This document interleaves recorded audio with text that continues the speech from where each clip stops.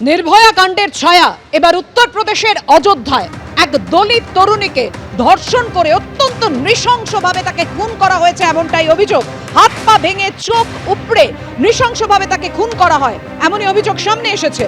22 বছরের दलित तरुणी भागवत पाठ शुनते गिয়েছিলেন, राते बाड़ी फिरছিলেন ना बोले खोज करा हय परिवारेर तरफे।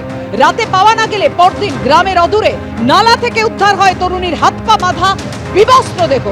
পুলিশের তরফ থেকে কি দাবি করা হয়েছে, তিনজনকে গ্রেফতার করার পর যে ধৃতরা খুনের কথা কবুল করেছে, কিন্তু ধর্ষণের অভিযোগ তারা স্বীকার করেনি। ধৃতরা দাবি করছে মাস দেড়েক আগে নিহত তরুণীর ভাই প্রকাশ্যে তাদের অপমান করে আর তার বদলা নিতেই তরুণীকে খুন করা হয়েছে। দাবি ধৃতদের।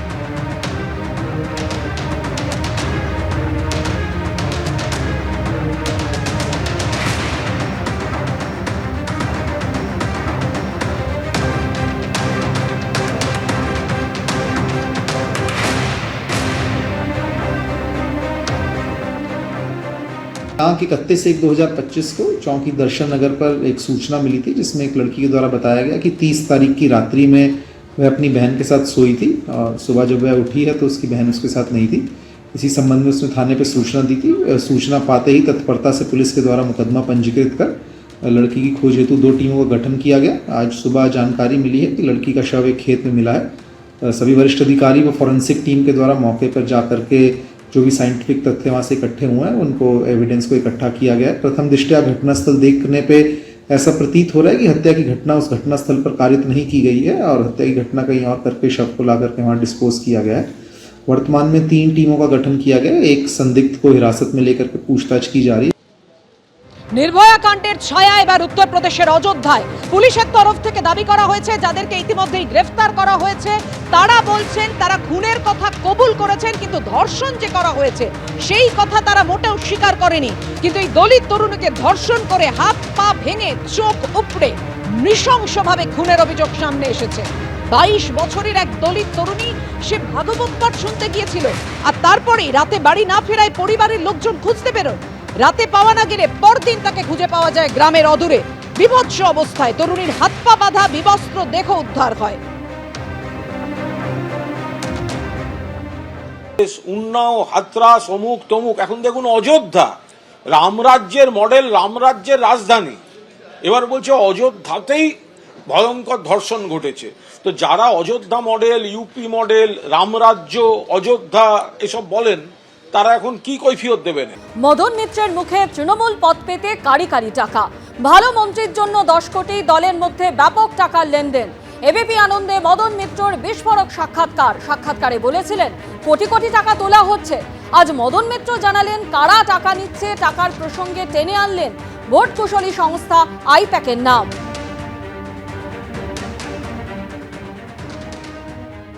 কদিন আগে এবিপি আনন্দে মুখ খুলেছিলেন তৃণমূল বিধায়ক মদন মিত্র।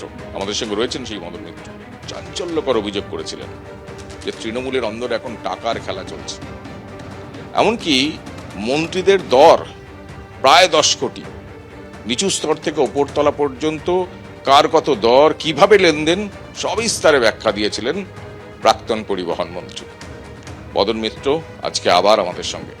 মদনদা, যে বক্তব্য আপনি রেখেছিলেন তা নিয়ে শোরগোল পড়ে গেছে। বিরোধীরা বলছেন একদম দলের অন্দরের কথা আপনি একদম প্রকাশ্যে তুলে এনেছেন। সবার আগে প্রথমেই একটা কথা বলি, আমি যদি 5 মিনিটের বক্তব্য রেখে থাকি,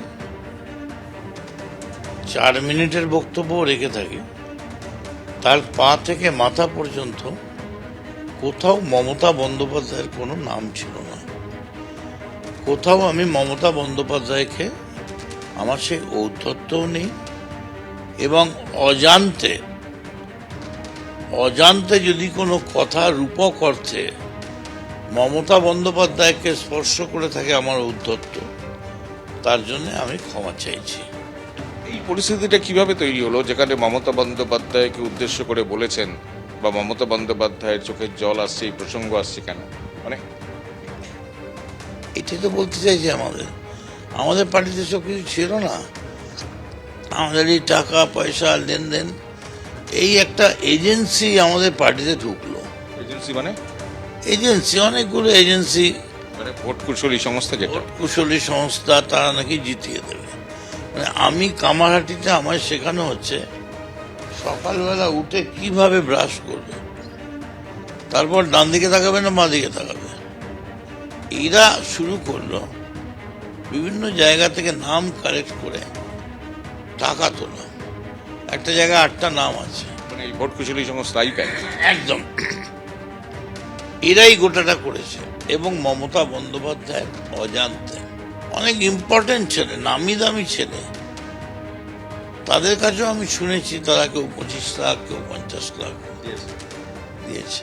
কাকে দিয়েছে? এই ছেলেদের, এজেন্সির ছেলেদের। আইপ্যাকই হবে, আইপ্যাকই ছিল তখন। এবং তারা কেউ নমিনেশন পায়নি, লজ্জায় কাউকে বলতেও পারছে না, এত বড় বড় নাম তাদের। না এই আইপ্যাক মানে মমতা, কোথায় মমতা বন্দ্যোপাধ্যায় বলেছেন যে তোমরা আইপ্যাকের হাতে টাকা দাও? কোথাও তো বলেননি। মমতা বন্দ্যোপাধ্যায় উল্টে বলেছেন যে টাকা দিচ্ছে, যে কাটমানি নিচ্ছে, যে কেনার চেষ্টা করছে, তৃণমূলের সিদ্ধারা বিক্রি হয় না, তৃণমূল টাকার কাছে বিক্রি হয় না।